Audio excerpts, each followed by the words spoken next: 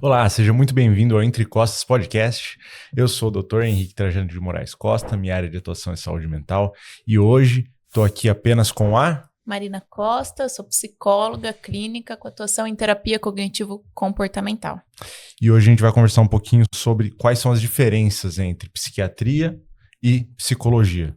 Hoje o Entre Costas está entre irmãos. Só, apenas. Bem, Marina, qual que é a diferença de psicólogo e psiquiatra? Primeiro, a principal diferença são as formações, né? Então, o psiquiatra ele é formado em medicina e o psicólogo é formado em psicologia. A faculdade de psicologia são 5 anos de faculdade e os objetivos acho que são diferentes também, né? Então, o psicólogo tem várias áreas dentro da psicologia, né? Além da área clínica, que é a mais conhecida, mas tem o psicólogo escolar, tem o RH, tem a psicologia de trânsito, tem no âmbito jurídico. Então, tem psicólogo. Onde tem gente, tem psicólogo. Tem os testes também, né? Tem as avaliações psicológicas, sim. Tem a parte criminal também, né? Tem a forense, psicologia forense. Psicologia forense, que vai lá, às vezes, ajudar em processo de adoção, vai fazer essa avaliação. E eu acho que o foco é um pouco diferente, né? Então, acho que a gente usa a gente usa dos pensamentos como formas de a gente entender um objetivo, né? Então, o uso do pensamento para interpretar, para levar um diagnóstico. Então, eu pergunto sempre para os pacientes: o que você tem pensado? Quando isso acontece, o que você pensa? O que vem à sua cabeça? Mas muito mais para eu olhar se a visão dele é negativa em relação ao mundo e tal. E imagino que você tem uma visão um pouco diferente em relação aos pensamentos, avaliar as estruturas do pensamento, né? Sim, na terapia cognitivo-comportamental, acho que um passo atrás, assim, o que são as abordagens dentro da psicologia? Existem psicólogos de várias abordagens. As abordagens são teorias para tentar explicar o funcionamento da mente humana. O ser humano é tão complexo que existem diferentes teorias, desde mais antigas, como a psicanálise, que é muito famosa, comportamental, abordagem centrada na pessoa, e a TCC é uma delas.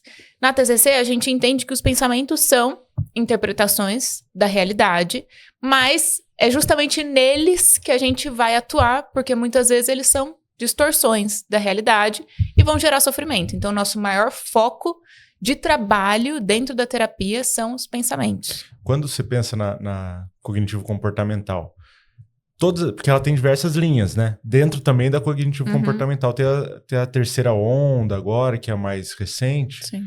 Mas todas vão focar no pensamento?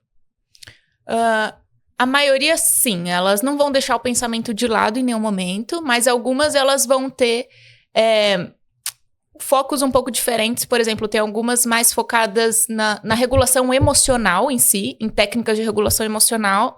E a TCC clássica, ela é os dois, né? Então, cognitivo e comportamental. A gente tem técnicas cognitivas para gerenciar os pensamentos e técnicas comportamentais. Tá, e como que gerencia o comportamento, então? O comportamento são questões mais práticas mesmo. Então, na TCC, todo final de sessão a gente tem um plano de ação, justamente para tornar isso mais prático e aplicável.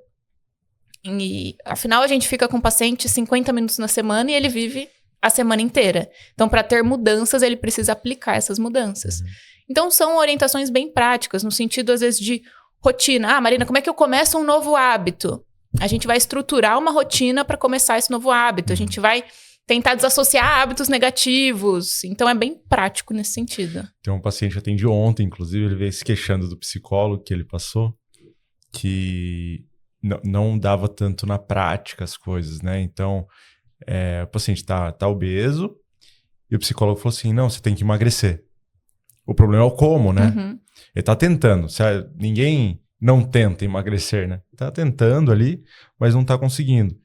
Então, esse olhar realmente prático e minucioso, então, de pegar nos pormenores ali do dia a dia, para o que você vai fazer quando esse pensamento, essa vontade, esse comportamento vier.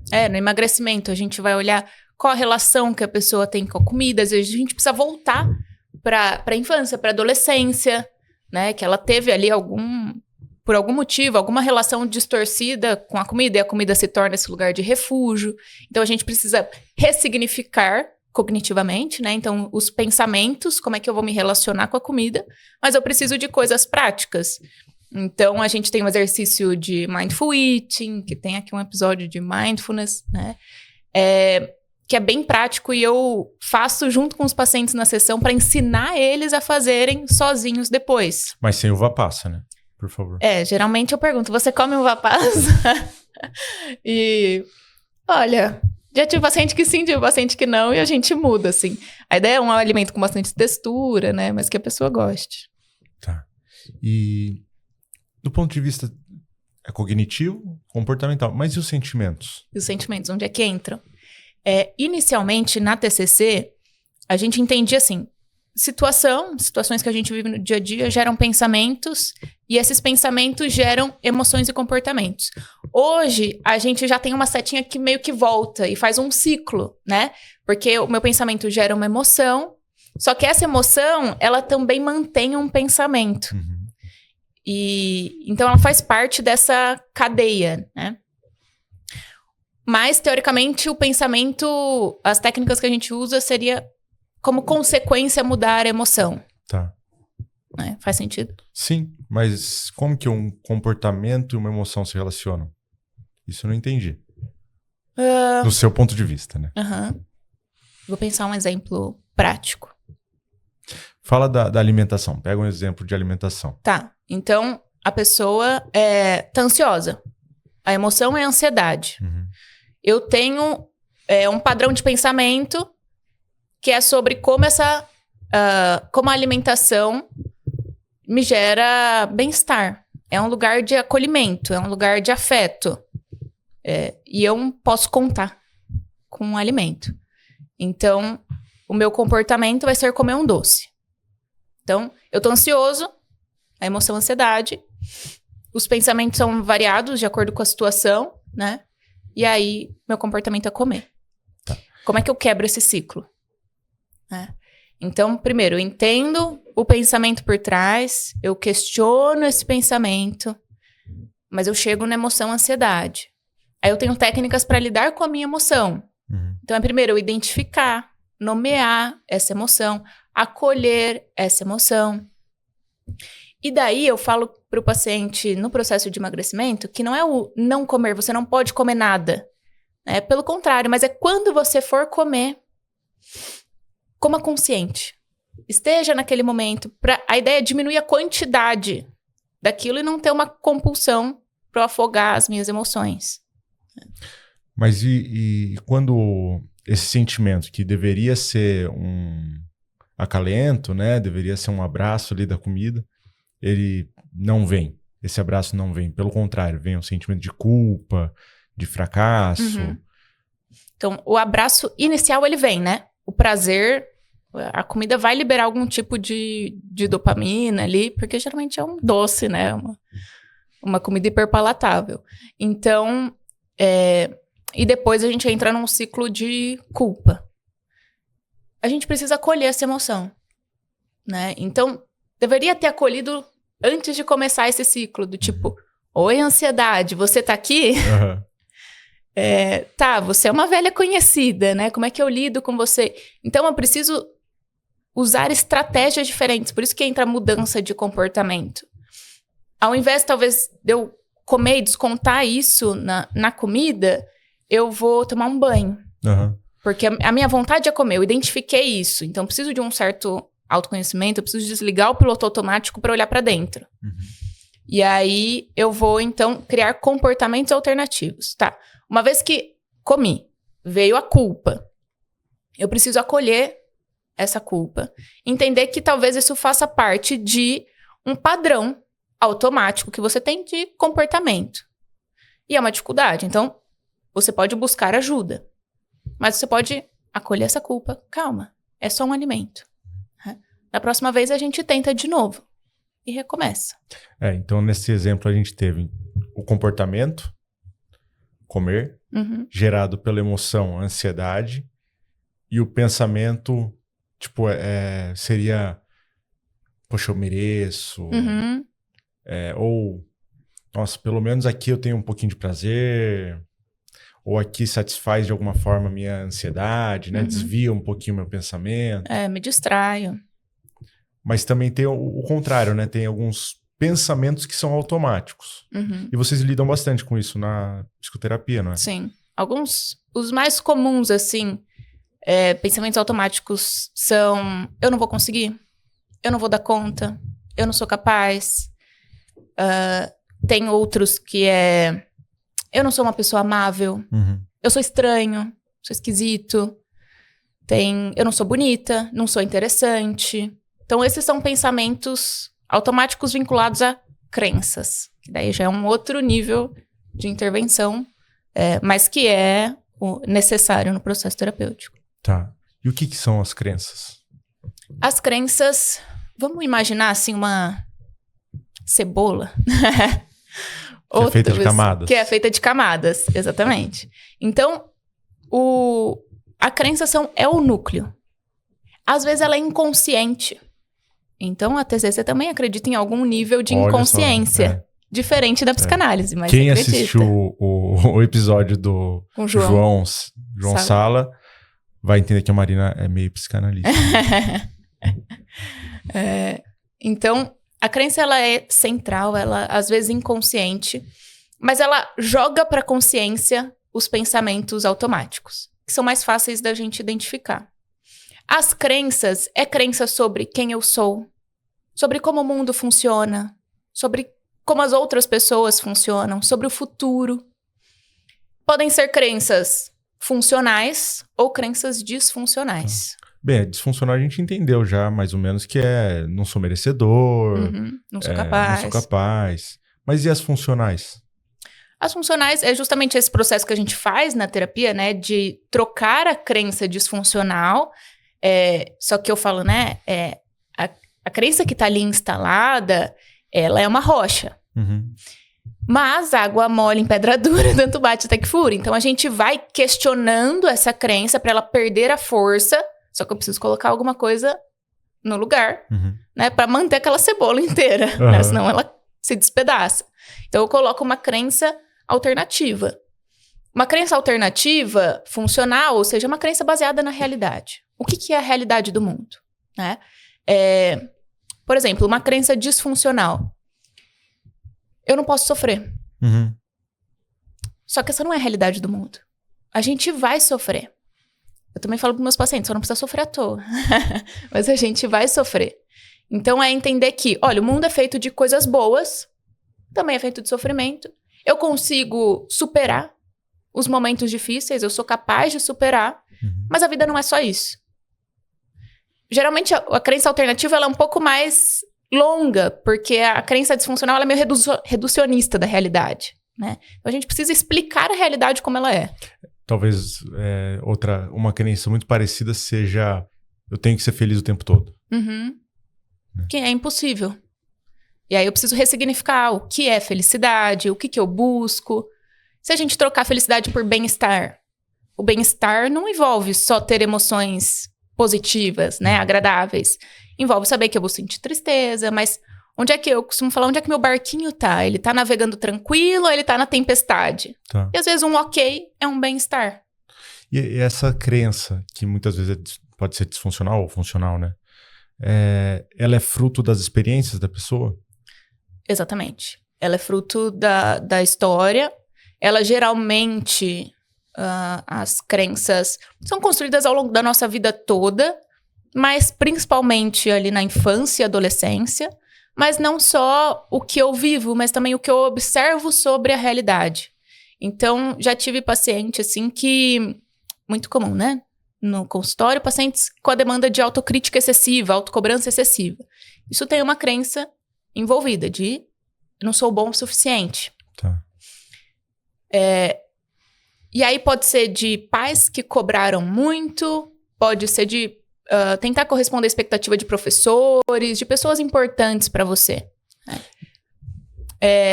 Mas não necessariamente isso. Porque eu já tive pacientes que os pais falavam, mas eu nunca cobrei. Mas aí também entra outra questão, que é o óculos que a pessoa viu, às vezes uma fala que não era de cobrança dos pais, mas ela interpretou dessa forma. Também. Mas aí já não teria uma crença anterior em algum outro momento?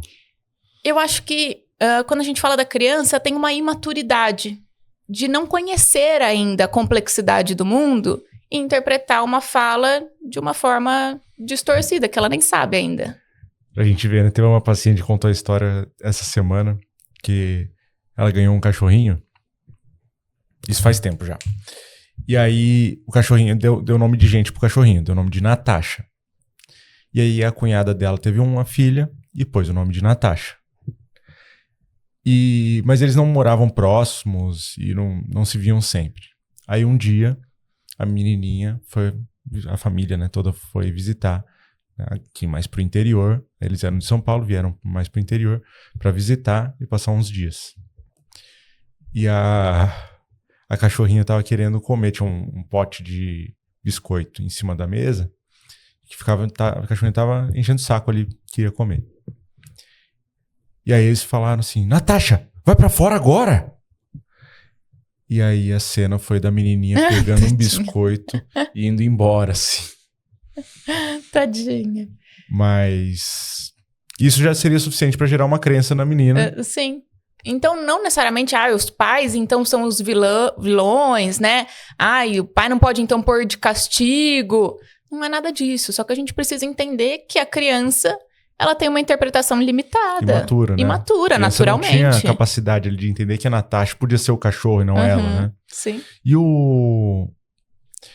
quando a gente fala da psicanálise, ele lida muito com traumas. Quando a gente fala da análise mais junguiana, com os complexos, que falaria que isso geraria traumas ou complexos que vão despertar sentimentos e comportamentos lá pra frente, né? Então, mais ou menos, os psicólogos são de linhas diferentes nesses 3 casos, mas interpretam quase de uma forma muito parecida, né? Sim. Acho que sim. A gente interpretaria como uma crença que tá só muda o nome, né? Até porque a TCC, ela vem da psicanálise, né? O criador da TCC era psicanalista. Então não tem como não ter influência nenhuma, não tem. Né? E tem influência da comportamental. Então... Comportamental. Tem psicólogo só comportamental? Tem. Tem psicólogo que é só comportamental. A abordagem comportamental, que é o nome técnico, né? O behaviorismo, do behavior, comportamento, ela é antes da TCC. Tá. Então, provavelmente o Aaron Beck, que é o fundador da TCC, ele se inspira, ele pega referências da psicanálise, da comportamental, aí eu brinco, ele bate tudo no liquidificador, com análises dele, e aí cria uma abordagem. Mas ele, na comportamental, ele vai avaliar só comportamento. Ele esquece dos pensamentos? Você saberia? É que você não é comportamental para saber as nuances, né? Mas eu tive na faculdade e, assim, acho que cada abordagem tem as suas interpretações equivocadas. Então, não. A comportamental, ela não vai esquecer do pensamento. Ela entende o pensamento como um comportamento oculto. Uhum. Então, é analisado como um comportamento. É diferente E aí... O que diferencia principalmente, então você falou, tem equivalências, né, nas abordagens sobre como interpretar aquilo. Sim. O que vai diferenciar é a intervenção, as intervenções feitas. Porque então a comportamental vai olhar para o comportamento e vai focar na modificação do comportamento. Com técnicas diferentes, né? E a TCC vai focar na intervenção do pensamento, principalmente, né? A psicanálise já tem outra forma de intervir nisso. Então, cada uma vai intervir, vão ter técnicas diferentes. A comportamental com a TCC em técnica de intervenção se aproxima mais do que a psicanálise. Né? Da psicanálise é mais diferente. Então, tem técnicas parecidas. Tá. Até porque é a cura pela fala. Todas elas vêm desse... É o princípio da terapia geral, assim, né? Não tem como a gente... descartar isso. Por isso que a terapia não é hipnose, né? Por exemplo. Tá. E onde que entra a validação científica no caso da TCC, da abordagem que você segue? A TCC, primeiro, a comportamental, ela foi a primeira a fazer testes. Então, só que começou com testes com cachorros, né? Com ratos, com seres não humanos. Mas a TCC é a primeira a buscar uma validação científica do método, da intervenção, a estruturação, do protocolo de tratamento. Então você faz teste com humanos, é isso? É. Uma avaliação psicológica. Essa é uma dificuldade, né, da nossa profissão, na verdade. Uma delas é a dificuldade de isolar fatores para eu conseguir avaliar a questão de causa e efeito.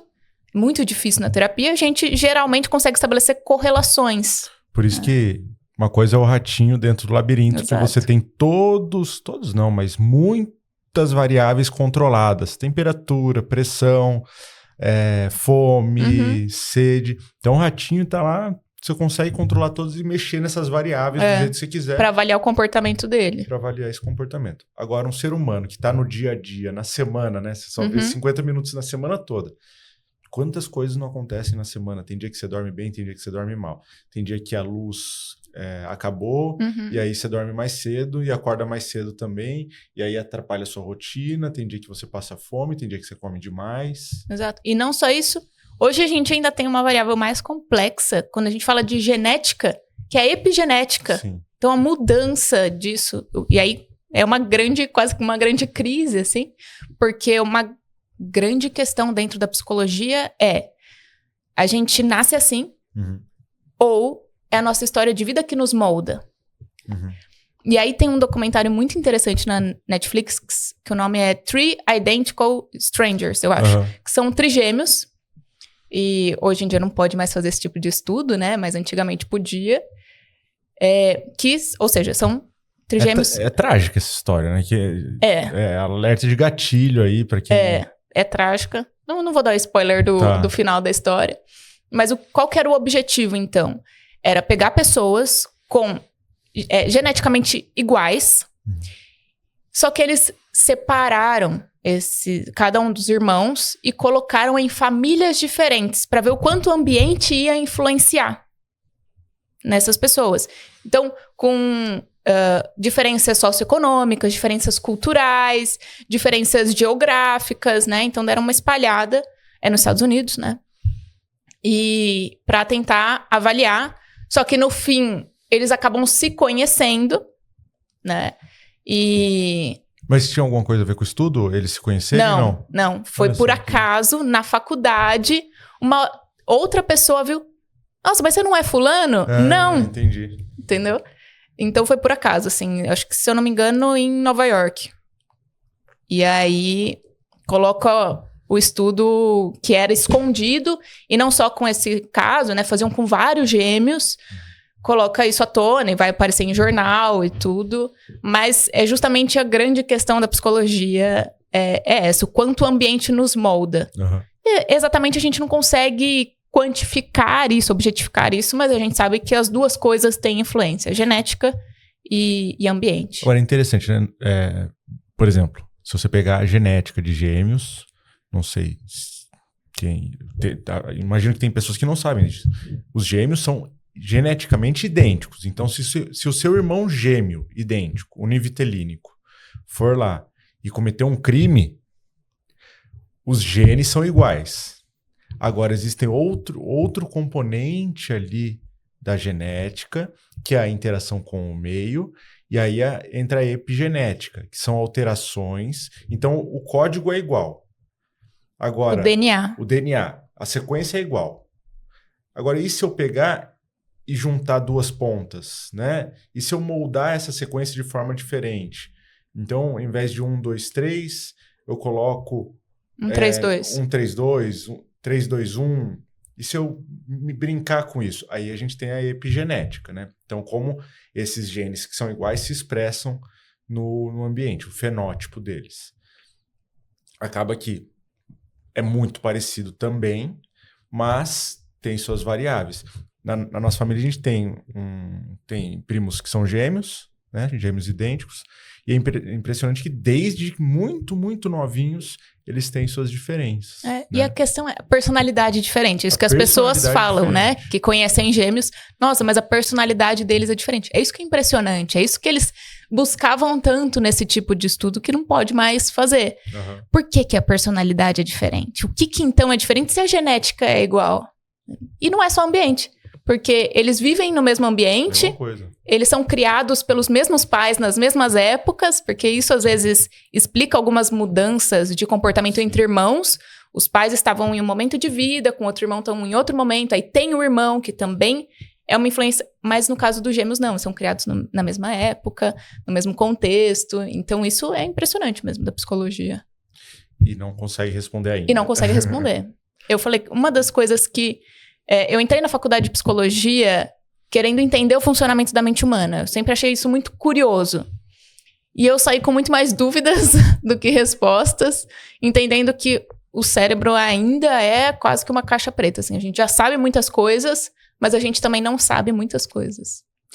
Ali atrás da Marina tem o livro Comporte-se, né, do Sapolsky. Ele é um professor de Stanford, eu acho que é de alguma faculdade bem renomada dos Estados Unidos, e ele é behaviorista radical, né? Então, ele é praticamente o determinacionista.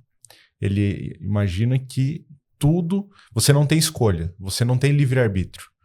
Tudo é fruto dos seus comportamentos. Mas aí a gente está entendendo que, às vezes, os sentimentos não são só frutos de comportamentos, mas você falou que, nesse caso, ele entende os sentimentos como também comportamentos ocultos, né? Os pensamentos e sentimentos como comportamentos ocultos. Como fazer, então, intervenções nesse cenário? Da comportamental? Aí já não sei. Não, brincadeira. A gente, na comportamental, eles vão entender muito a função que aquele comportamento cumpre. Então... Comportamento de autorregulação, por exemplo. Quando eu tô nervoso, eu fico apertando a tampa da caneta. Quero parar de fazer isso porque as pessoas estão reclamando que tá incomodando. Qual é a função desse comportamento? É aliviar o estresse? Sim. Então a gente substitui um outro comportamento, e nesse sentido a TCC é parecida, né? Um outro comportamento para aliviar o seu estresse. Tá, aí eu vou ficar mordendo a ponta do lápis. Exato. Aí o grande desafio da psicologia é interromper essas compulsões que, sim, elas migram, né? A pessoa rói unha e para de roer unha e aperta a caneta. Então, acho que interromper esses ciclos de comportamento automático, né? É um desafio dentro da psicologia. Assim. E aí precisa de tratamento mesmo. Agora, outra coisa que eu percebo da própria educação na psicologia, que é diferente, principalmente quando a gente fala de psiquiatria, é que a psiquiatria ela é muito, muito, muito reducionista, às vezes, do ponto de vista de ser cartesiana. Então, tem as caixinhas, eu vou colocar todo mundo... Os diagnósticos. Nos diagnósticos, nas caixinhas, e acaba acontecendo uma patologização excessiva de comportamentos que, às vezes, são disfuncionais, mas não são patológicos, né? Já a psicologia, antes, ela não olhava tanto só para diagnósticos, olhava para o comportamento, olhava mais para esse dia a dia aí. Né? O que você acha dessa diferença?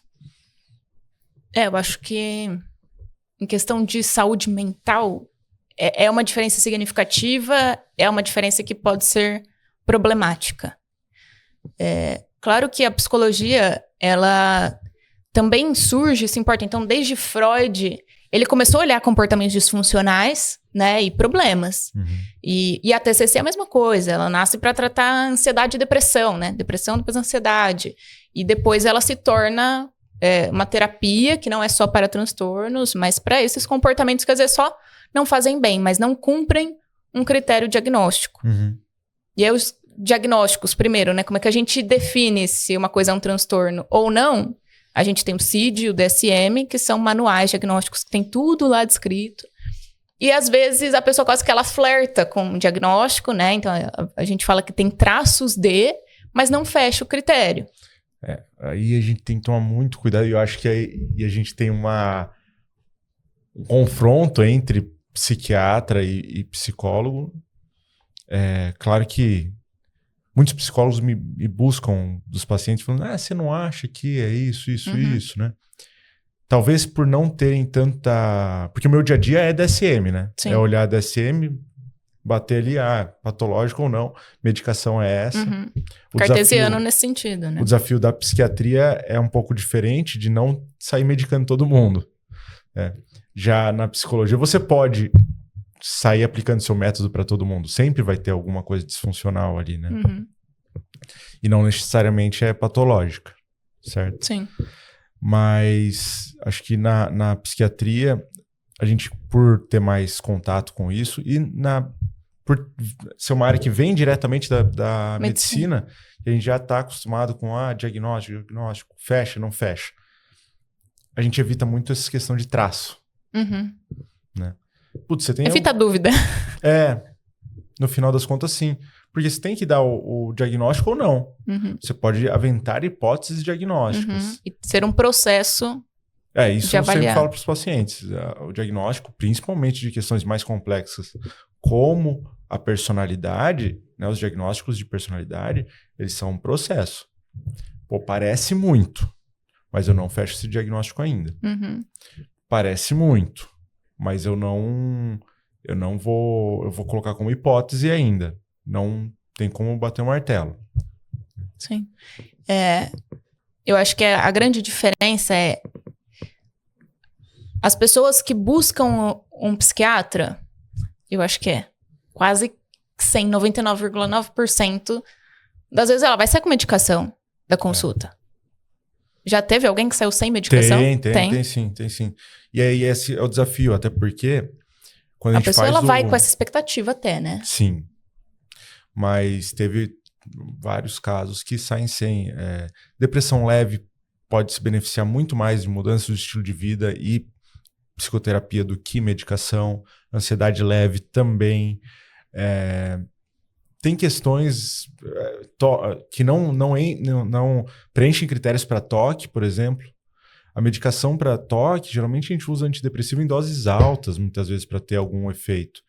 Não vou submeter uma pessoa que tem um toque ou nem preenche critério para isso, leve. Não, terapia, psicoterapia. Tem questões muito mais comportamentais. Então, pacientes que são workaholics, né? Não tem medicação para isso. Teve um paciente uma vez que me procurou, doutor, eu começo minha jornada de trabalho às 5h30, porque ele é dono da empresa, e é uma empresa que presta serviço para fora. Então, 5h30 já existe demanda para ele, por causa de fuso horário. Só que aí, depois que termina essa questão de fuso horário, ele continua fazendo as coisas para o dia seguinte, e termina de trabalhar às 10. Nesse momento, ele não tinha nenhuma patologia ali. Mas isso, mais para frente, pode se transformar em algo patológico. Bem... Não tem medicação para isso. Não tem medicação para isso. Não tem, comportamento. São escolhas também, né? E aí entra nisso, né? Muitas vezes você vai dar intervenção, você, como psicóloga, a opção de intervenção e a pessoa vai ter a escolha de não fazer. Sim. Mas eu acho que outro ponto ainda é quando talvez o paciente chega no psiquiatra, ele chega com uma expectativa da medicação. E talvez seja a minoria dos psiquiatras que não mediquem sempre. Não, mas eu tô falando aqui... Da sua prática. Da minha prática, mas como você falou no início, 99,9% vai sair com medicação, até porque tem uma barreira gigantesca da pessoa ir buscar o psiquiatra. Né? É difícil. Ela já chega falando assim, eu não queria tomar medicação. É como se fosse imposto por mim também isso.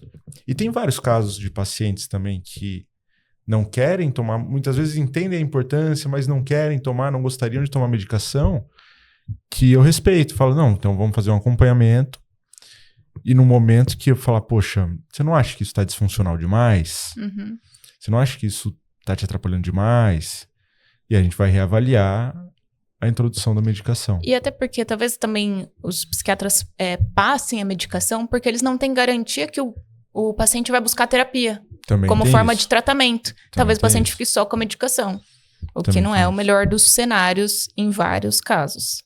Em todos, praticamente. Em todos, E aí, eu acho que o psicólogo, geralmente, quando o paciente chega, pelo menos eu na minha prática, né? Em casos principalmente leves, em que eu demoro para fazer uma avaliação, sim. Em casos leves, não demoro para fazer avaliação, mas o quanto a gente consegue com a terapia e o quanto precisa de medicação, em casos mais graves, é mais claro, né? Sim. Então, inicialmente, eu já encaminho para o psiquiatra. Mas em caso leve e moderado, se a pessoa ainda tem uma resistência à medicação, então vamos tentar. Vamos tentar com a terapia por um período e a gente reavalia.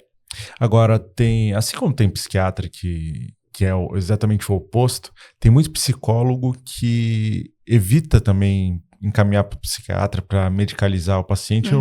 Isso eu tenho muita dificuldade de entender o porquê, né? Na psicanálise, eles têm uma linha muito forte disso. Tipo assim, a dor tem que ser vivida e ele tá passando por esse processo, você não pode aliviar a dor emocional dele. E aí o paciente sofre demais. Eu entendo que a função da medicação é facilitar a vida do paciente. Também, mas... Diminuir o sofrimento, tornar ele mais funcional. Também. Até, às vezes, para conseguir aplicar a terapia. Também. Assim, a função da medicação é tratar sintomas. Né? Ou atenuar eles, né? Idealmente, quando a gente fala de transtornos de humor, como depressão, a gente vai sempre mirar a ausência de sintomas. A remissão dos sintomas. A remissão dos sintomas. Porque se eu não trato 100% dos sintomas, esse paciente ele está com uma chance aumentada de desenvolver depressão novamente. Porque ele já tem. Se você manifestou uma vez na vida a depressão, você já tem a chance aumentada de manifestar novamente. E aí eu preciso tratar. Outra coisa. Paciente que tem depressão e está tendo prejuízo cognitivo. Em algum grau, pode ser um grau imperceptível, mas em algum grau, todo paciente que tem diagnóstico de depressão vai ter algum tipo de prejuízo cognitivo. A medicação consegue atuar diretamente nisso. Talvez até transformando o ambiente muito mais propício para terapia, né? Porque, poxa, se eu não estou conseguindo pensar direito, como que a terapia vai ser efetiva nesse ponto, né? Por isso que a gente vai para ativação comportamental. A gente vai para reestruturar rotina, a gente vai para fazer mesmo sem vontade, a gente não vai nesse primeiro momento focar tanto nos pensamentos. Mas agora, se a gente olhar... É o momento mais tenso aqui do podcast, né? O confronto. Se a gente olhar para o paciente que está lá, beirando uma psicose. Aí não. Aí não, né? Aí não. Aí precisa da medicação. Precisa da medicação. Então, esse é um ponto importante, assim. A pessoa que está começando a romper com a realidade, não adianta terapia. Isso pode ser em vários quadros, né, que isso pode acontecer. Pode ser por uso de substância, por esquizofrenia. Até na depressão e ansiedade também. E no transtorno bipolar, né? Também. A pessoa em mania, terapia não adianta. Ela tem que ir direto fazer intervenção medicamentosa para ela se reestruturar, para daí dar continuidade na terapia. E mas a terapia tem um papel muito importante na mania, que é de perceber a mania. Identificar, porque às vezes ela não é tão fácil de identificar. Ainda mais a hipomania é difícil até para o terapeuta identificar. Até para a pessoa identificar, às vezes. Poxa, os pacientes ficam, nossa, eu tô produtivo, tal, tô vivendo um momento bom. Eu tô feliz ou é hipomania? É complexo, né? Porque às vezes é o momento que ela tá mais funcional. Pronto. Então é difícil. E só, né? E eu acho que a gente foi um pouco técnico demais. Vamos só dar um passo para trás, né?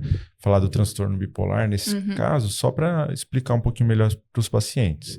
Então a gente tem dois tipos de depressão: a depressão unipolar e a depressão bipolar.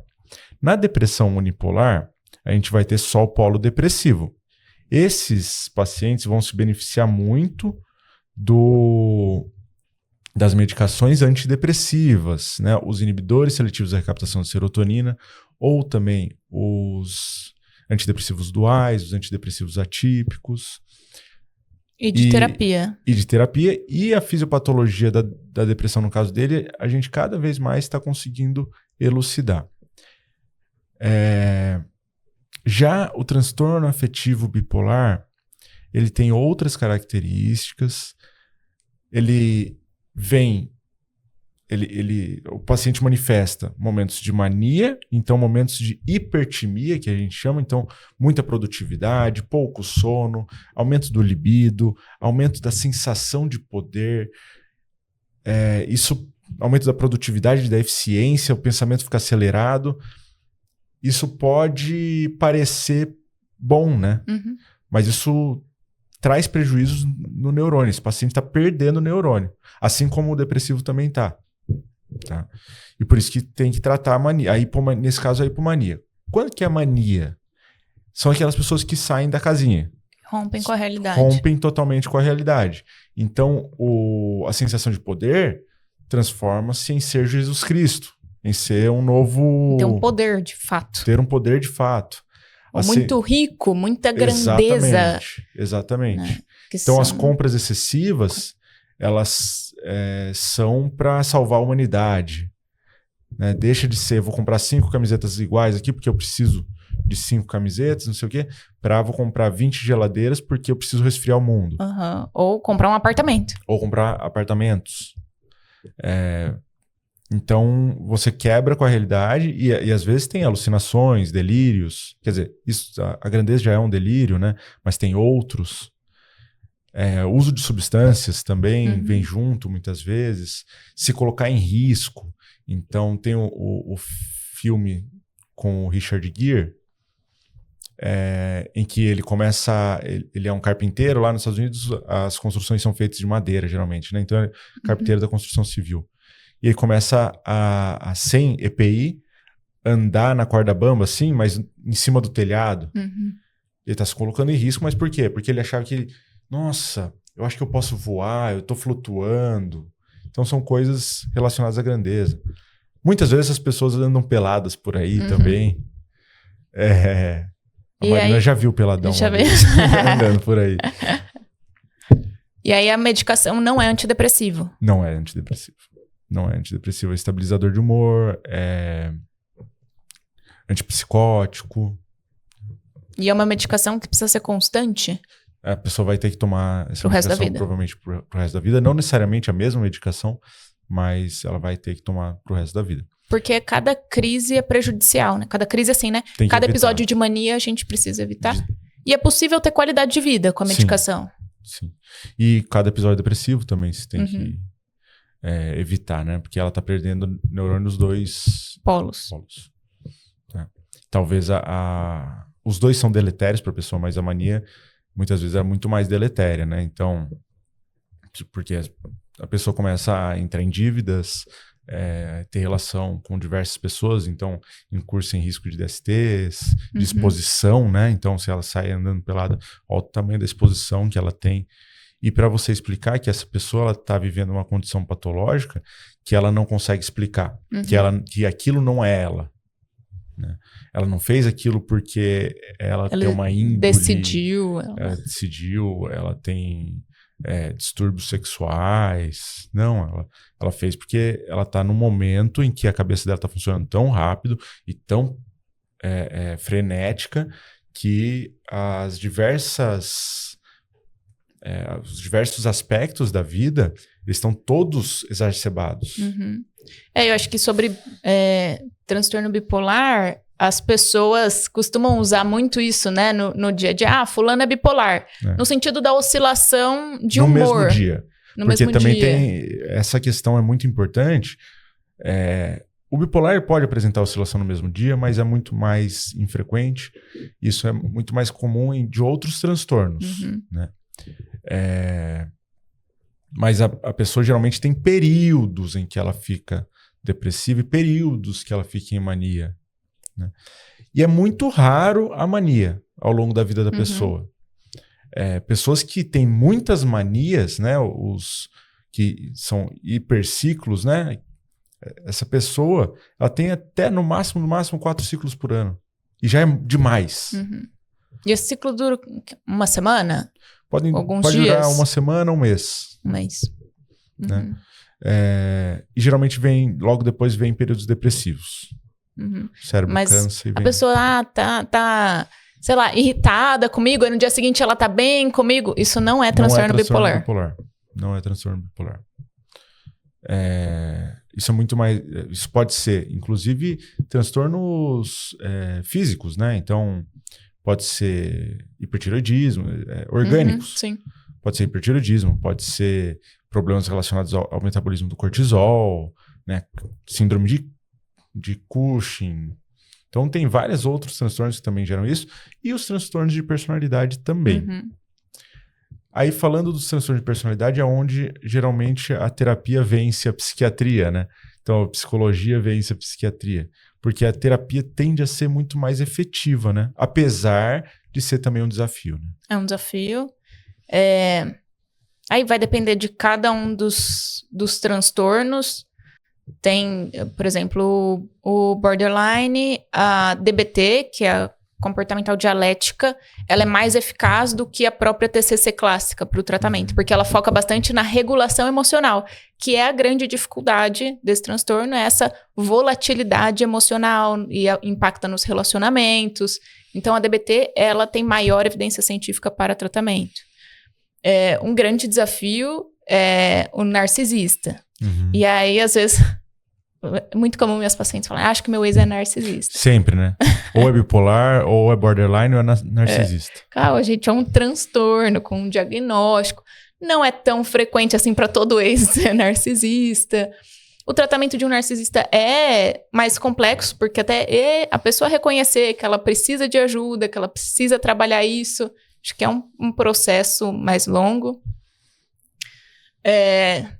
Tem um grande caso que acho que hoje não se tem um tratamento eficaz, que é o transtorno de personalidade antissocial, que é o psicopata, como as pessoas conhecem, que não tem empatia, tem mudanças anatômicas no cérebro, e aí a gente não... Acho que é uma limitação, né? Sim, é uma limitação. Hoje a gente fala que não tem o que a gente fazer. Não tem. Porque é uma pessoa que não se vê como doente, né? Acabam sendo casos mais voltados para a polícia, muitas vezes, ou não, né? Ou é uma disfuncionalidade psicossocial ali. E que não é tão frequente. As pessoas falam, né? Que tem um ditado, a cada 5 pessoas que você conhece, uma é psicopata. Não é. Não é. É verdade. E até a gente tem que ter muito critério para diagnosticar o transtorno de personalidade antissocial, porque ele vem repleto de estigmas e vem repleto também de considerações, porque você está dando um atestado que aquela pessoa não tem tratamento. Isso é difícil. Outra questão que acho que é importante a gente falar, por exemplo, da depressão, daí a depressão unipolar mesmo, pode ser bipolar, mas é unipolar. Tem momentos que a pessoa não consegue levantar da cama. Então não adianta você fazer considerações, o psicólogo fazer considerações, né? Tem momentos que a pessoa não consegue falar, não consegue conversar. Ela não toma banho, ela não escova o dente, ela não... Essa disfuncionalidade tão grande, eu acho que é muito mais medicamento. Sim, e são medicamentos significativos, assim, né? Assim, não é um... Não é o dipirona. Sim. E muitas vezes é a internação também. Agora... um ponto, então. Quando a internação, né, psiquiátrica é uma opção? Quando a pessoa está colocando a sua vida em risco, ou a vida dos outros em risco, ou aquele prejuízo é tão grande que vai ser um prejuízo de exposição, né? Vai colocar a sua integridade, mesmo que seja uma integridade de relacionamentos, né? Em risco, né? Sempre que tem ameaça ou um risco aumentado de tentar o suicídio, também tem que internar. Pós-tentativa. Após tentativa, ou quando a pessoa também não tem... ela não consegue vencer o transtorno, por exemplo, num transtorno por uso de substâncias, né? Então ela não quer, porque ela quer continuar ali usando, mas se entende que ela não consegue mais viver dessa forma, né? Ela tá colocando... Em no risco, final das a contas, ela tá própria colocando a própria vida em risco também, né? E E a até de outros. de outros. Então aí que vem as internações. E hoje, quais possibilidades de internação a gente tem? Geralmente é em regime... fica feio, né? Em regime fechado. Em regime de internação hospitalar. Então tem hospitais... São internações compulsórias? Ou seja, não, contra a vontade? Não, nem sempre. Na verdade é rara a internação compulsória. Geralmente o paciente vem buscando a internação ou quando você conversa com ele, com a família... eles entram em consenso que realmente precisam da internação. A compulsória é muito rara. Ou contra a vontade, né? Os hospitais psiquiátricos hoje, eles prezam pela curta permanência, né? Então, você tem data para sair de lá. Ainda existem hospitais psiquiátricos? Ou geralmente são hospitais gerais com a ala psiquiátrica? A maioria tem hospital psiquiátrico. Tá. Poucos hospitais têm a ala psiquiátrica. Mas geralmente focam sempre na curta permanência. Tem de curtíssima permanência. São poucos dias. Poucos dias. E vão tentar reverter aquele quadro ali. E tem os de curta permanência, em que o paciente tem data para sair de lá. Tá? São geralmente as clínicas de reabilitação? Não, aí são outra coisa. Clínica de reabilitação, muitas vezes elas não têm relação com a parte médica, né? Então a pessoa pode buscar a parte médica separado da clínica, mas ela vai ficar ali por questões mais psicossociais mesmo, de estar reclusa, estar afastada do ambiente, né? Mas não tem uma medicalização, uma responsabilidade relacionada à medicalização, muitas vezes nessas clínicas. Aí é hospital psiquiátrico mesmo, clínica psiquiátrica. Tem outras funções, geralmente nessas clínicas, que é alguns tipos de tratamento, e por... é mais, talvez, contraintuitivo que pareça, né? A ECT, que é o eletrochoque, ele é um tratamento ainda utilizado e é um tratamento que tem resultados em muitos casos e que é feito de uma forma muito segura, humana e em que a pessoa não tem sofrimento. Agora. Hoje. Já foi utilizado. Seguro e humano. Se você assistir aquele Holocausto Brasileiro, né? Já foi utilizado, inclusive, como punição. Muito banho de gelo, o eletrochoque. E a própria internação hospitalar em hospital psiquiátrico, ela era... por exemplo, a família tinha uma filha que não se identificava com o mesmo sexo. Joga pra lá, eram não quero ver isso. Eram os manicômios, né? Os manicômios, exatamente. E eram extremamente desumanos. Sim, deixa todo mundo pelado. Objetificados. Objetificado, come no chão. Essa história da psiquiatria obscura, né? Do hospital de Barbacena ali, né? Então, e isso trouxe uma visão muito ruim. Trouxe todos os estigmas e estereótipos dos transtornos mentais. Eu acho que é um histórico bem difícil da gente ver, mas a gente não pode negar que ele existiu. Não pode negar, e também não podemos ir para o outro lado de... achar que sempre é assim. Hoje em dia a gente vive uma extrema dificuldade de conseguir internar um paciente que precisaria ser internado por preconceito também, mas porque o governo tem uma linha antimanicomial em que prejudica também pessoas que precisariam desse suporte, né? Então, o que você vai fazer com uma pessoa que não tem autonomia, né? Uma pessoa que tem um quadro demencial, uma pessoa que precisaria de uma institucionalização, que não tem família, que não tem suporte. O que você vai fazer com essa pessoa? Hoje em dia, sem rede de apoio, né? Sem rede de apoio, hoje em dia elas não têm local, né?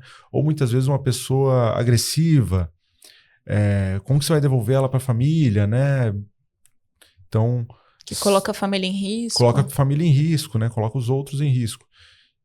Então tem uma pressão para a ressocialização talvez precoce muito forte e a gente possa lidar com isso de outras maneiras.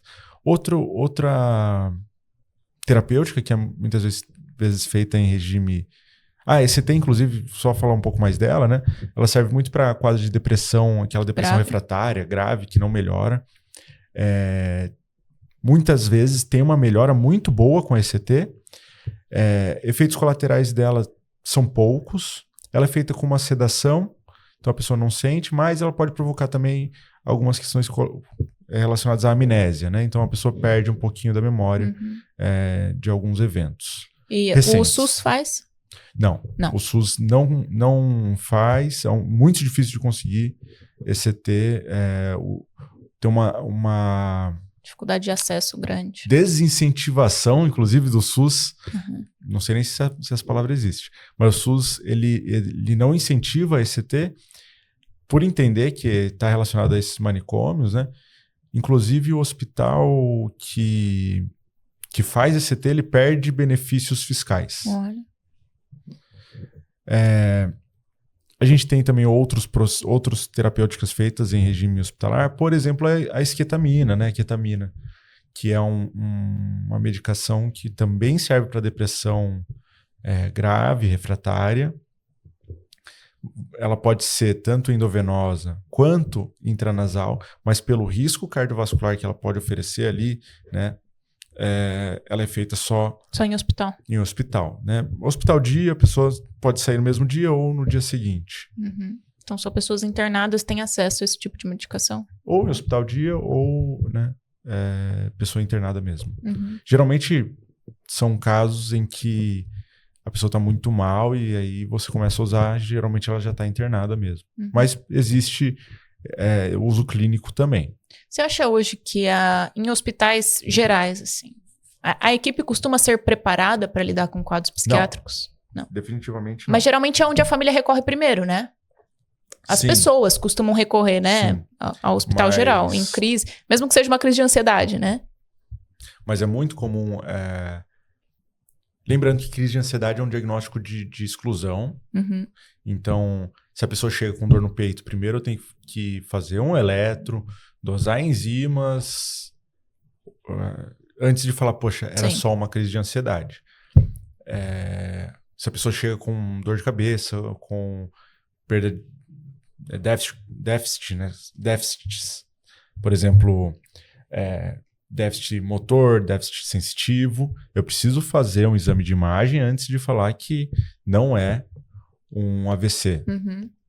Então, é importante isso. Mas também é importante que a pessoa, com o passar do tempo, vá percebendo, poxa, eu acho que eu tô infartando, mas eu sei que eu tenho um transtorno do pânico e sei que isso é uma crise de pânico.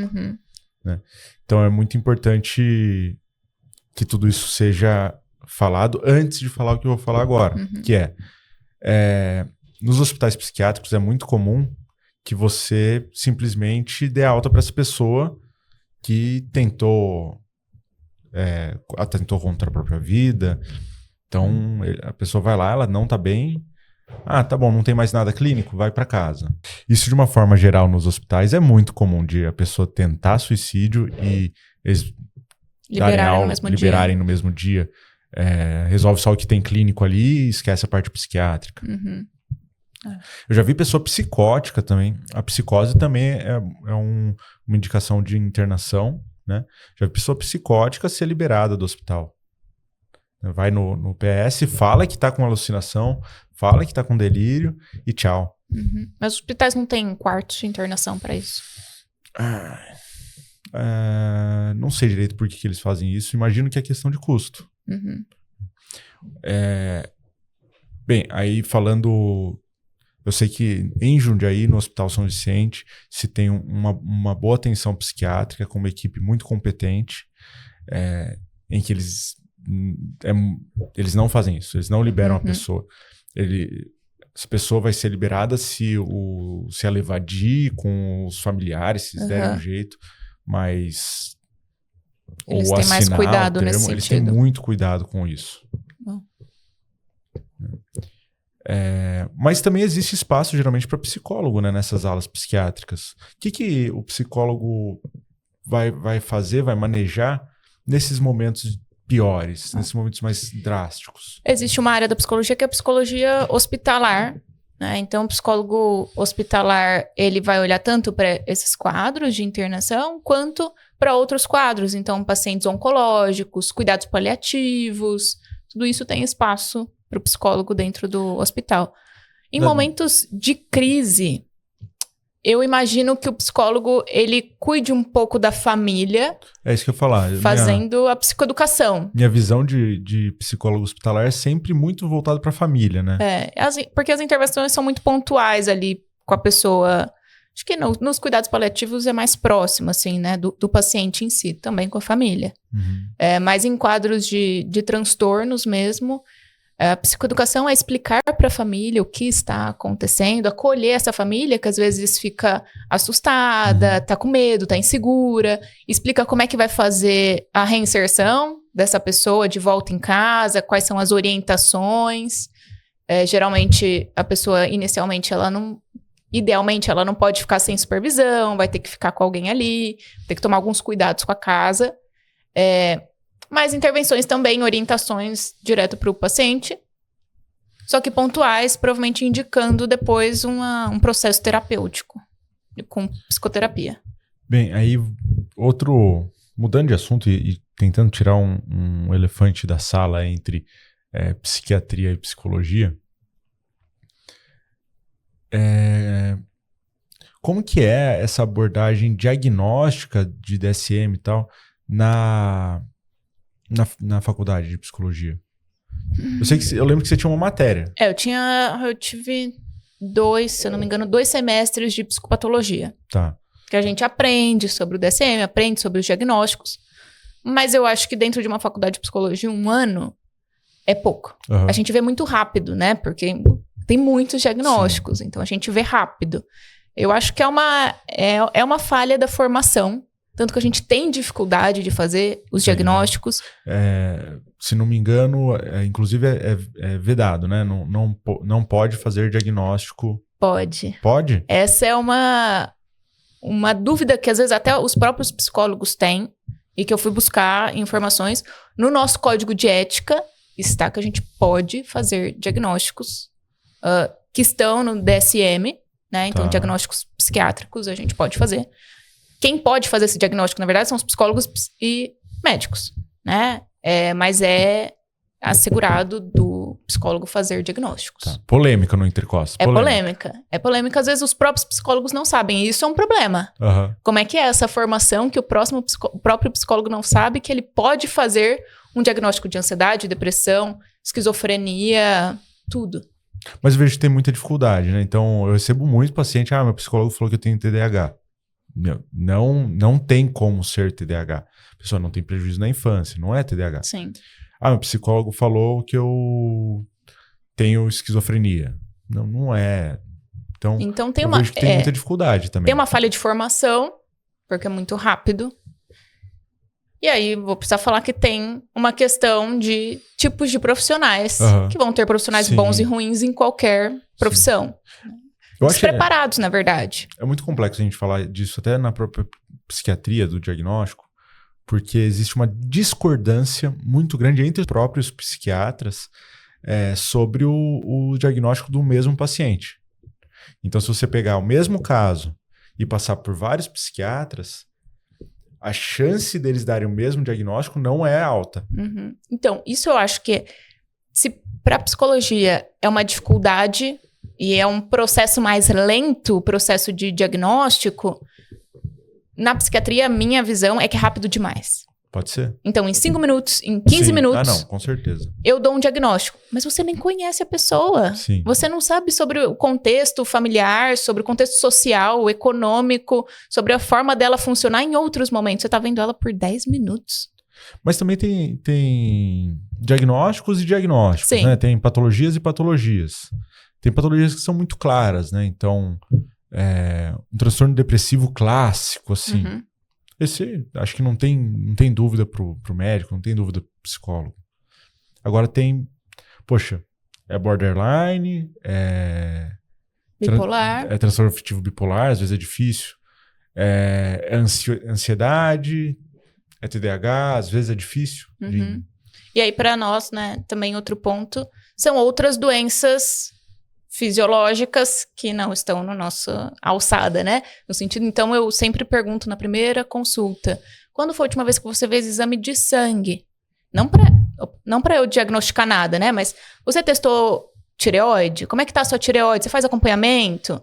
Então, às vezes a pessoa, faço, tenho tal diagnóstico. Como é que tá a medicação? Como é que tá o acompanhamento? Tá tudo bem, beleza. Então, eu consigo entender que aqueles sintomas não fazem parte de outras questões. O paciente que tem dor no peito durante a crise. Você já foi alguma vez no hospital? Você checou como é que tá o seu coração? Porque eu não posso assegurar nada. Eu não posso nem ler exame.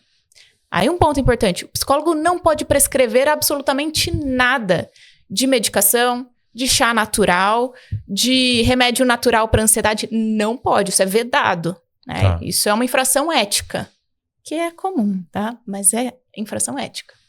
Principalmente os naturais. É natural. Não pode. Não é porque é natural que... Que não tem risco nenhum. Maconha é natural, né? Então, esse é um problema, às vezes uma infração ética. Falando de infrações éticas que, infelizmente, mais comuns do que a gente gostaria, assim, a não maleficência é uma questão ética dentro da psicologia. Da medicina também. Da medicina também. Então, quer não fazer o mal para o paciente. Não fazer o mal para o paciente. Aí entra uma questão polêmica, que é, se eu não tenho evidência de que aquilo faz bem, eu preciso partir do pressuposto que aquilo faz mal. Né? Dentro da psicologia baseada em evidências. E aí, como é que eu proponho uma intervenção que eu não tenho validação? Então, essa é a grande bandeira da TCC e da psicologia baseada em evidências, que é como é que até então a gente praticava terapia sem ter segurança sobre isso. Né? E aí existem outras terapêuticas que não são psicoterapia. E aí é importante a gente dizer que existe o psiquiatra formado em medicina, existe a psicóloga, psicologia, formada em psicologia, né? O terapeuta formado em psicologia. Todo terapeuta tem alguma dessas duas formações? Não. Não. Psicoterapeuta, sim, né? Sim. Mas Deveria ser, tá? Mas terapia não é regulamentado, ou seja, não é de prática única e exclusiva do psicólogo, nem do psiquiatra. Qualquer pessoa, isso é assustador, mas é a verdade. Qualquer pessoa pode falar que é terapeuta. Tem que ter nível superior, pelo menos, não? Não, você pode falar. Como não tem, você pode falar. Você pode usar esse título. Você pode ser... Coach, pode falar que pode falar que é terapeuta. Então, cuidado com o Instagram quando a bio é terapeuta.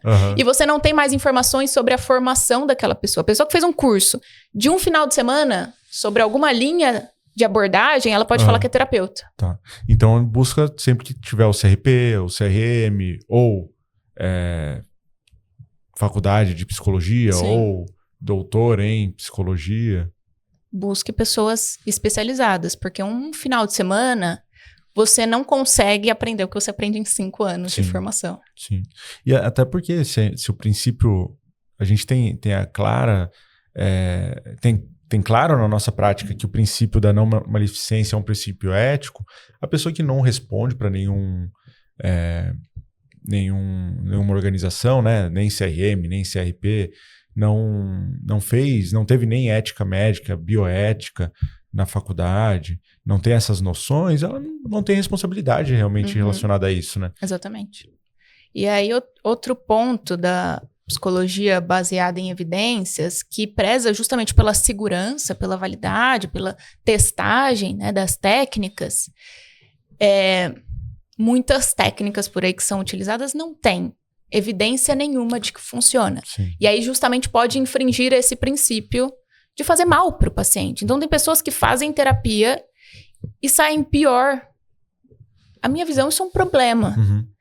Eu sempre tento, por mais que às vezes a sessão é difícil, a gente fala de coisas difíceis, eu tento trazer uma esperança para o paciente, eu tento deixar o mais leve possível. Na psicanálise isso é muito comum, a pessoa sair da sessão pior do que ela entrou. Pela forma que é conduzido mesmo, né? Com muitas mais perguntas, talvez, do que respostas, né? Não sei o que faz isso acontecer. Mas a terapia também, né? Porque às vezes você fica muito frustrado de não conseguir mudar aquele comportamento. Então, acho que também tem momentos que você vai sair mal da psicoterapia, seja TCC, por exemplo. Sim. Mas não sai com novos traumas, né? Nossa missão é essa, não Acho que sair com sim. novos traumas e trabalhar o que é difícil. Acho que é isso, um ponto polêmico dentro da psicologia, que tem ganhado força, tem sido comum, é a constelação familiar. Aham. Isso o próprio CFP, que é o Conselho de Psicologia, não indica. Tá. E por conta, talvez, das redes sociais, né? Tem se tornado muito comum, então, terapeutas formados em constelação familiar. Então, isso não tem indicação nem do nosso conselho. Então Então, muito pode ser menos uma validação outra- científica. Pode ser um outro tipo de terapia aí. Se você quiser fazer, saiba que. Saiba que não tem garantia de segurança. Sim. Assim como a hipnose, né? Assim como outras questões, né? A gente chama de terapias complementares, Sim. né? Terapias holísticas. Ninguém vai te impedir de fazer. Saiba que... Mas se a gente parar para olhar, até a espiritualidade, de certa forma, acaba entrando muito nesse ponto, né? Porque não são todas as igrejas que o pastor ou O líder o líder religioso fez algum tipo de seminário, fez teologia, né? Padre sempre faz, né? Padre... não, tem padre, não são padres, né? Outra classificação dentro da Igreja Católica que também não. Então, tome cuidado com essas terapias complementares também. Até a parte espiritual, né? Questões religiosas que às vezes viram seitas, né? Sim, religiosas. Sim. Acho que nesse episódio a gente vai apanhar de todos os lados, Marina. Mas sabe que estamos tentando promover informações confiáveis de saúde. Agora, outra questão que, falando mesmo da psiquiatria, né? Talvez não como paciente, não é que não aceite, mas questione muitas vezes um diagnóstico rápido demais, uma consulta de 5 minutos. Se até para consultas clínicas, que são mais objetivos do diagnóstico, a OMS preconiza pelo menos, no mínimo do mínimo, 8 minutos. Então, um diagnóstico de 3 minutos, de 2 minutos. Né? Nem sentei. Nem olhou na minha cara. Nem olhou na minha cara e já me deu um diagnóstico, já passou uma medicação. Não se sinta confortável com esse diagnóstico. Acho que isso que... Busque uma segunda opinião. Talvez busque uma segunda opinião ou questione o médico, busque reflexões, né? Em relação é importante a pessoa sentir segurança no profissional que acompanha ela. Às vezes também nesse diagnóstico de 2 minutos ela sentiu segurança e boa, né? Mas acho que só deixar essa pulguinha atrás da orelha. E não ter dúvida, vai ter muita crítica. Se você tem uma crítica, pode deixar a crítica aqui nos comentários. Com respeito, por favor. Acho que E uma outra questão, talvez, da psiquiatria que eu vejo por que os psiquiatras costumam... E aí, generalizando total, né? Obviamente. Mas, de forma geral, costumam ter resistência com contatos de psicólogo. Essa é uma questão muito grande dentro de colegas psicólogos que, às vezes, deixam de tentar fazer esse contato, que faria bem para o paciente, né? Essa interlocução, porque geralmente não é bem recebido. Eu acho que o médico, em geral, ele tem dificuldade com outros profissionais da saúde. Bem, a gente aprendeu desde criança, na verdade, antes de fazer alguma área da saúde, da abordagem multidisciplinar, né? Então, o meu pai, quando ele abre a Clínica Semos, é um centro multidisciplinar de saúde. A ideia era ter justamente essa troca entre os diversos profissionais e cuidar melhor do paciente, do objetivo final, que é a saúde do paciente. Então, tem muito médico que tem dificuldade de falar com nutricionista, tem muito médico que tem dificuldade de falar com psicólogo, tem muito médico que tem dificuldade de falar com fisioterapeuta.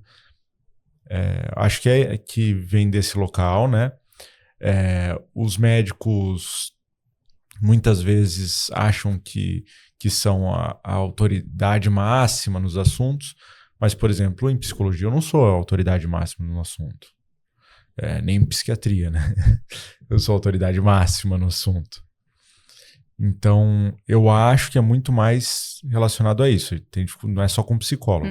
É com todos os outros. Acho que tem um pouco de, num português mais vulgar, de ranço, de muito psicólogo que tem, e médico também tem, mas tô defendendo agora, tô falando o que eu vejo.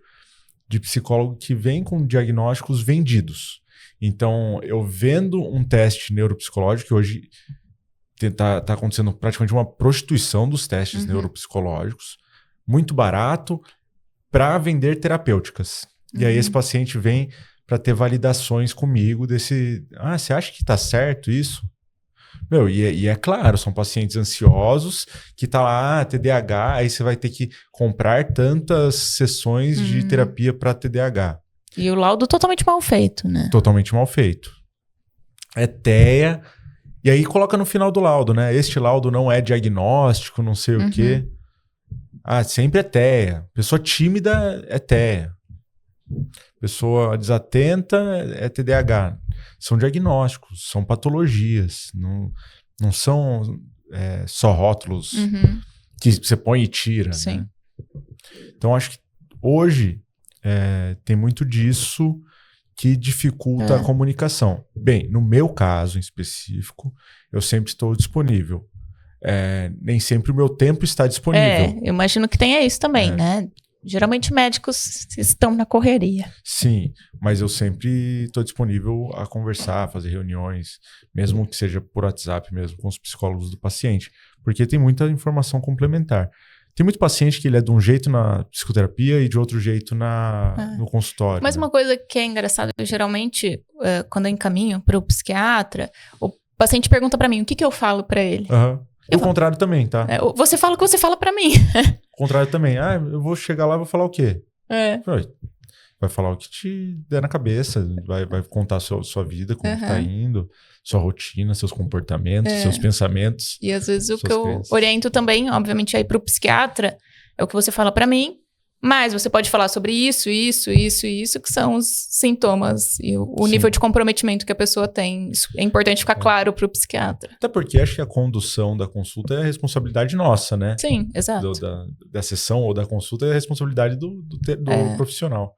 Mas acho que vem muito daquele estigma que, no episódio com o João Sala também, que meu pai comentou, de que vai chegar lá e o psicólogo ou o psiquiatra vai ficar quieto.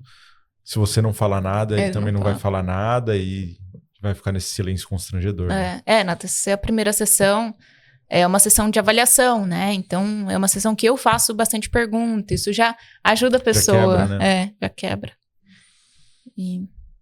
Acho que abordamos bastante temas aí. Nunca esgota, né?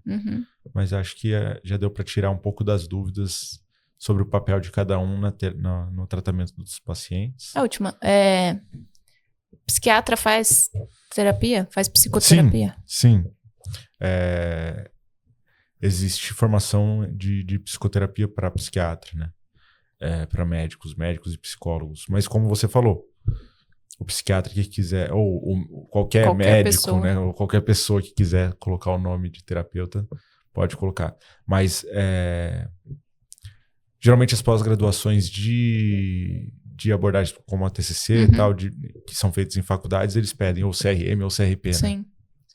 Mas a maior parte dos psiquiatras gostam de fazer ou fica mais na clínica? Depende muito da escola, né?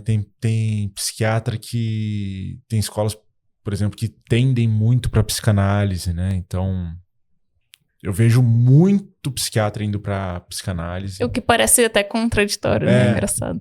É interessante isso, mas muito psiquiatra vai para a área da psicanálise. Não sei se é porque Freud era médico, né? Não sei. Mas realmente tem muita tendência nas escolas que eu frequentei, por exemplo. Mas também tem formados em TCC como o nosso pai, que não é psiquiatra, Sim. mas fez a formação em terapia cognitivo-comportamental. Legal. Uma dificuldade, talvez um desafio, seja você num atendimento de convênio, que financeiramente não compensa você atender por mais de 10 minutos, você fazer algum tipo de terapia, de psicoterapia. De intervenção mais demorada. Mais demorada, sim. É isso. Beleza, acho que deu. Bem, não se esqueça de se inscrever no canal. Eu sempre esqueço de pedir, mas vocês, por favor, não se esqueçam de fazer. Nosso canal está crescendo, graças a Deus, graças a vocês também. Compartilhe com o maior número de pessoas possíveis, se você puder. Não esqueça de deixar o like nesse vídeo. Comenta aqui se você já passou com psicólogo ou psiquiatra, pra gente quebrar um pouquinho do estigma. Que não é só pra louco. Que não é só pra louco. Teve um paciente que eu prescrevi, inclusive, a medicação, e era o citalopram, no caso, né? Essa medicação pro paciente. Ele estava bem receoso de tomar, tal. E aí ele chegou no churrasco da firma, falou que todo mundo da rodinha estava tomando, ele se sentiu até excluído. Então, o diagnóstico psiquiátrico, ele hoje em dia está muito mais frequente do que a gente pensa, né? Então, sinta-se à vontade também para não deixar se você não quiser. Mas o like você pode deixar. E estamos no Spotify também. Então, segue nosso perfil lá e dê 5 estrelas. No perfil, né? Do Spotify. Perfil. Bem, eu sou Dr. Henrique Trajano Moraes Costa. Minhas redes sociais estão como Dr. Henrique Trajano. Instagram e TikTok. No YouTube estou aqui no Entre Costas. Eu faço meus atendimentos presenciais na Clínica Semos em Campo Limpo e na Amorata em Jundiaí. E online pelo Brasil todo. Estou aqui com a... Sou Marina Costa. Vocês me encontram no Instagram como Marina Costa Psi. Atendo na Amorata, na Semos. E online para brasileiros do mundo todo. Perfeito. E aí, estivemos só entre costas hoje.